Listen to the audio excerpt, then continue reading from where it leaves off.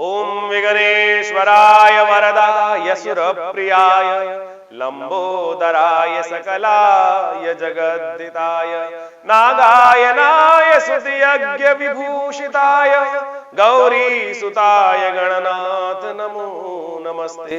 नमस्कार, स्वागत है आपका आचार्य वाणी में। मैं आचार्य डॉक्टर विक्रमादित्य आपके साथ हूं और आज सिंह राशि के संबंध में बात करने जा रहे हैं कि सिंह राशि वालों के लिए आने वाला समय, सितंबर का पहला पक्ष जो है वो क्या कुछ करने वाला है, कैसे भाग्य में कुछ योग बनाने वाला है, कैसे आपको कहां सावधान रहना है। देखिए, सितंबर में सिंह राशि वालों कुछ खास बातें समझ लो आप। बृहस्पति महाराज आपकी राशि के अनुसार से इस वक्त भाग्य में चल रहे हैं और भाग्य के खेल बड़े निराले होते हैं और भाग्य में बृहस्पति महाराज वक्री होने की स्थिति में जाएंगे, चलते हुए मेष राशि में वक्री स्थिति में, यानी पहले मार्गी थे अब वक्री होंगे, राहु के साथ चल रहे हैं। बहुत सारे लोगों को लगेगा अरे वक्री हो गए हैं, बृहस्पति कष्ट देंगे, लेकिन हम कहेंगे ये पूर्व सूचना है सफलता की, पूर्व सूचना है। ये वक्री जो हो रहे हैं ये बहुत जबरदस्त फोर्स ले ग्रहण कर रहे हैं जो आने वाले समय में बहुत जबरदस्त तरीके से आपको जबरदस्त एक जंप देने की योग बनाने वाले हैं। उसका कारण भी बताएंगे आपको, उस कारण के अनुसार से भी आप समझ सकते हैं कि उस कारण से कैसे लाभ होने के योग बनने वाले हैं। बृहस्पति चल रहे हैं राहु के साथ और राहु के कारण से उनकी शक्ति थोड़ी कम हो गई और जब बृहस्पति पीछे जाएंगे और आगे जाकर राहु बदल जाएंगे, राहु हट जाएंगे वहां से, 31 अक्टूबर को राहु आपको पता ही होगा बदलने वाले हैं, तब बृहस्पति पूर्ण वर्चस्व के साथ वहां भाग्य में अकेला अपना प्रभाव उत्पन्न करने वाले हैं और भाग्य को जगाने के योग बनने वाले हैं। तो ये पूर्व जो पीछे जा रहे हैं बहुत सुंदर तरीके से इन गति पे वापस जब आएंगे इन अंशों पे तो बहुत सुंदर योग बनेंगे। इसके ऊपर हम अलग से एक वीडियो बनाएंगे आपके लिए, बहुत सुंदर तरीके से बताएंगे क्या कुछ इसका प्रभाव उत्पन्न होगा।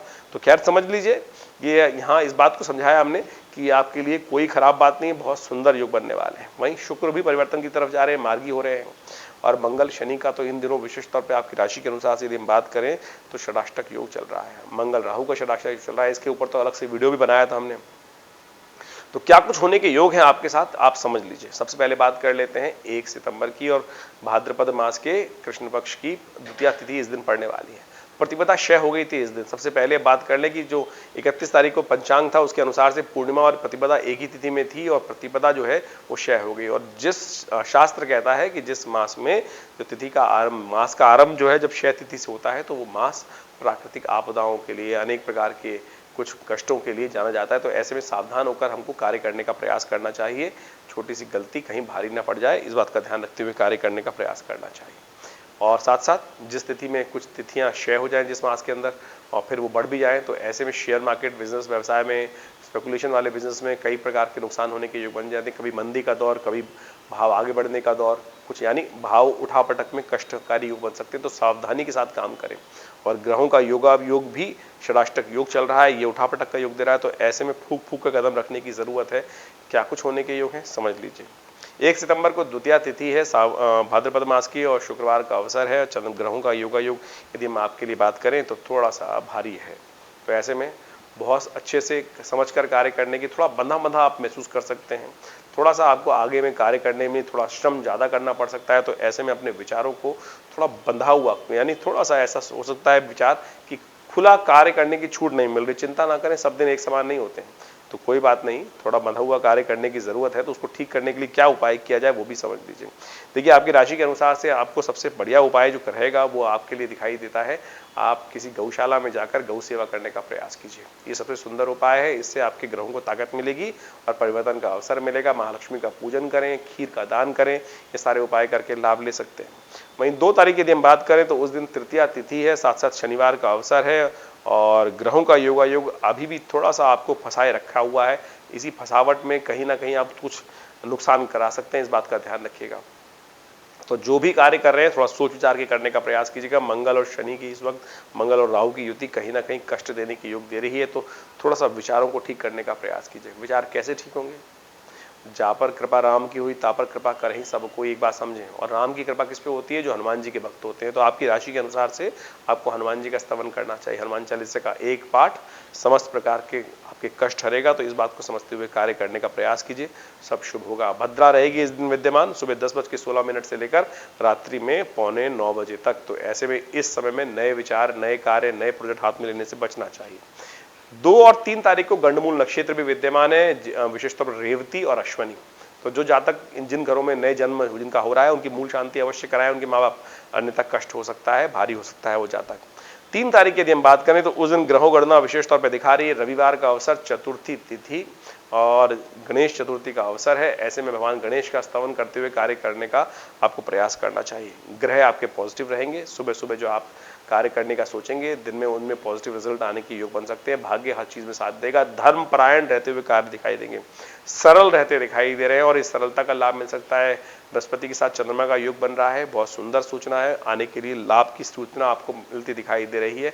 धर्म युक्त, धर्म के आगमन से, धर्म काम करने से लाभ के संकेत मिलेंगे। इसलिए एक बात का ध्यान रखिएगा, धर्म से दूर मत भागिएगा, सत्य से दूर मत भागिएगा, कोई अधार्मिक कार्य मत कीजिएगा। ये बात ध्यान रखेंगे तो बिल्कुल सब शुभ शुभ होगा। और उपाय क्या करना चाहिए? भगवान गणेश का स्तवन, गणेश जी को दूर्वा अर्पित करें, कल्याण होगा। वहीं 4 तारीख की बात करें तो उस दिन पंचमी तिथि है, सोमवार का अवसर है, भाद्रपद मास की कृष्ण पक्ष की, और ये तिथि विशेष तौर पे ग्रहों का परिवर्तन की सूचना आ रही है। शुक्र ग्रह मार्गी होने जा रहे हैं। शुक्र ग्रह मार्गी होने से आपके लिए राज्य योग बनाते दिखाई दे रहे हैं। शुक्र आपके 12वें भाव में है और ये परिवर्तन करने के लिए कुछ नई सूचना, नए कंफर्ट्स का उदय करने के अवसर आपको प्रदान कर सकते हैं, तो आपके लिए बड़ा अच्छा रहेगा। सुबह सुबह शिव का ध्यान करें, पार्वती जी का पूजन करें, शिव पार्वती को लाल पुष्पों की माला अर्पित करके कार्य आरंभ करें, कल्याण होने के योग बनेंगे। वहीं 5 तारीख यदि हम बात करें तो उस दिन षष्ठी तिथि है, मंगलवार का अवसर है और ग्रहों का योग कई परिवर्तन के योग बना रहा है। चंद्रमा परिवर्तन की तरफ जाएंगे, बृहस्पति परिवर्तन की जाएंगे, भद्रा का योग बनेगा। तो इन सब चीजों को समझ लें। बृहस्पति का परिवर्तन जो है आपके भाग्य में बैठकर परिवर्तन का योग बना रहा है। ये परिवर्तन आपके लिए थोड़ा सा आपको ऐसा कर सकता है कि भाग्य साथ देता देता कहीं रुक ना जाए, ऐसे योग बन सकते हैं। ऐसे में पीली चीजों का दान करके आप लाभ ले सकते हैं। ऐसे में पीली चीज़ों की, ब्राह्मणों की सेवा करके, पीले वस्त्रों का दान करके, पूजा पाठ की पुस्तकों को दान करके, मंदिरों में कुछ अपनी योग्यता के अनुसार, अपनी सामर्थ्य के अनुसार दान करने का प्रयास कीजिए। ये सुंदर उपाय करके लाभ ले सकते हैं। भद्रा रहेगी दोपहर को 3:42 के बाद, तो उसमें नए विचार, नए कार्यों पर कार्य ना करें, उनसे बचते हुए कार्य करें, बहुत ज़रूरी रहेगा। वहीं बात कर लेते हैं अब 6 तारीख की। 6 और 7 तारीख का डिस्कस एक साथ करेंगे हम, 6 और 7 सितंबर का, क्योंकि उन दोनों तिथियों में जन्माष्टमी का योग पड़ने वाला है। स्मार्थ लोग जो हैं, जो विशेष तौर पर स्मार्थ रहेंगे, उनके लिए 6 तारीख के लिए जन्माष्टमी रहेगी, और वैष्णव संप्रदाय को मानने वाले लोगों के लिए विशेष जो जन्माष्टमी का अवसर है वो 7 तारीख को पड़ने वाला है। 6 तारीख को सप्तमी तिथि उदया तिथि है और उसके बाद 7 जो अष्टमी है दोपहर के बाद पदार्पण करेंगी, रोहिणी नक्षत्र विद्यमान रहेगा। और साथ साथ इन दोनों के योग के कारण से स्मार्थ लोग यही स्थिति को श्रेय करते हैं और उस दिन रात्रि में भगवान के जन्म को मानकर सुंदर तरीके से तिथि को मनाते हैं, और ये एक उनका मत है। तो उस मत के अनुसार से, स्मार्थ मत के अनुसार से ये तिथि पड़ती है।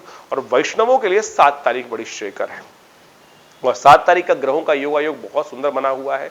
उस दिन विशेष तौर पर बृहस्पतिवार का अवसर, अष्टमी तिथि उदया तिथि के रूप में विद्यमान रहेगी, शुद्ध रूप से विद्यमान रहेगी, और जो दोपहर के बाद तक 3-4 बजे तक रहेगी। और उसके बाद रोहिणी नक्षत्र भी विद्यमान रहेगा उस दिन। साथ साथ दोनों नक्षत्रों का योग बन रहा है। चंद्रमा वृषभ में ही विद्यमान है, जो भगवान की जन्मपत्री में जहां थे, तो उसके अनुसार से बड़ा सुंदर तिथि है और आनंद भाव से भगवान का स्तवन करना चाहिए।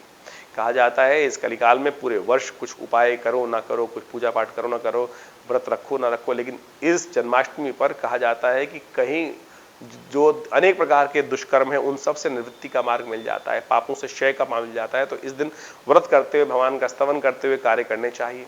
समस्त प्रकार के कष्टों को दूर करने के लिए भगवान को माखन मिश्री का भोग लगाएं, दूध से भगवान का स्नान कराएं, उनका विशेष तौर पर स्तवन करें, विशेष तौर पर कहा जाता है पुरुषूत का पाठ करें, भगवान के मंत्र ओम नमो नारायणाय, ओम नमो भगवते वासुदेवाय का स्तवन करके लाभ का योग बनाएं, रात्रि भर कीर्तन करें, भगवान का स्तवन करके लाभ लेने के योग बनाएं, अच्छा रहेगा समय। तो इस बात समझते हुए ग्रह योग की गणना के अनुसार से समझें तो उस दिन दोनों दिन ग्रह योग आपके लिए अनुकूल बने हुए हैं और ग्रहों के हिसाब से आपके लिए अच्छा वातावरण रहेगा। केवल अपने गुस्से को कंट्रोल करते हुए कार्य करने का प्रयास करना चाहिए।